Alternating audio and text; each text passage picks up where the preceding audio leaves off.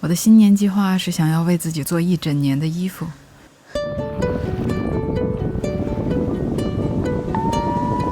坐着快艇，吹着小风，从一个小岛奔向另外一个小岛，依旧穿着我第一期视频做的那件绿色的衬衣，上山下海。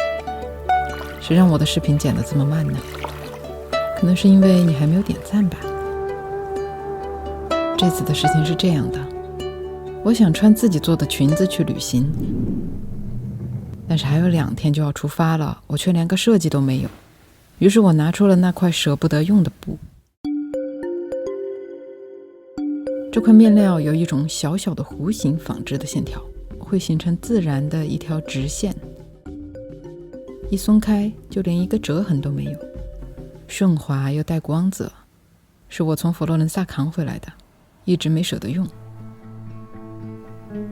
这次就用来做条短裙，感觉会和海边很搭，你觉得呢？这块面料还有个特别之处，就是它的经纬线都是分别用完全不同的材质。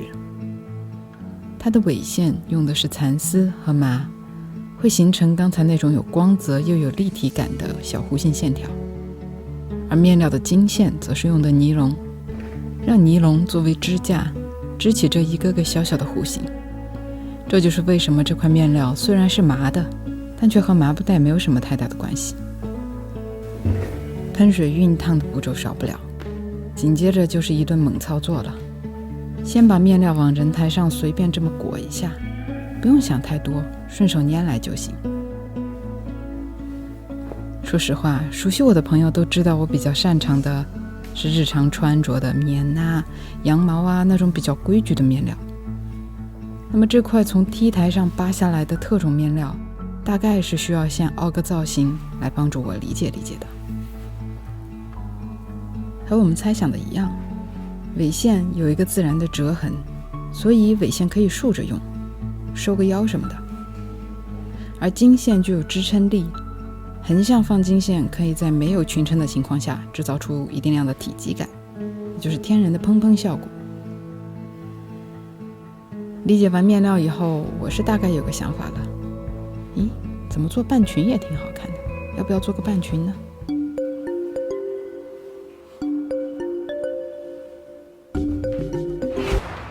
还有2天就要出发的人是没有什么资格多做一个美丽的半裙的，所以思想还是要回到肩膀的设计来比较实际。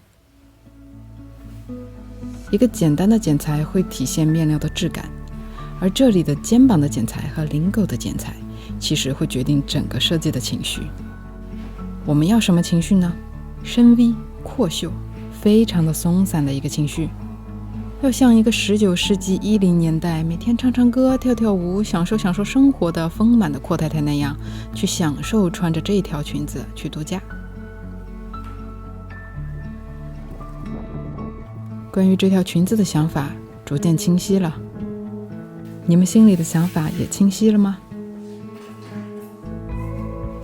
然后我们来设计腰线，毕竟我这个120斤的身材，不放腰线的裙子穿着被人撞见了，总是要解释解释的。拿一根绳子稍微勒一下，整理整理，试着保持面料难得的那种蓬松与律动感，不能勒太紧，差不多就行了。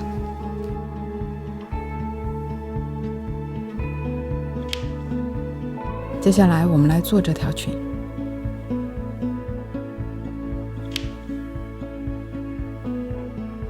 先从经纬折出一个多余的部分，然后用线固定起来。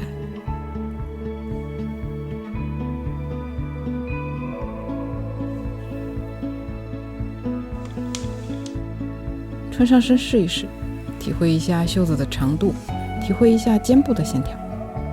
正好有一个宽一点的弧线，放在肩膀的正中央很合适。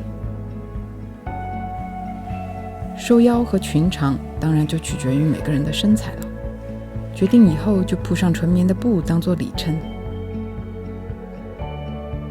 我喜欢留下布匹原本的布边，感觉那是很特别很珍贵的部分。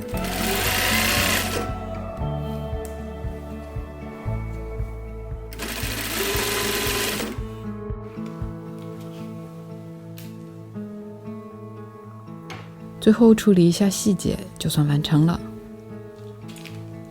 视频看到这里，你心中的那条裙也成型了吗？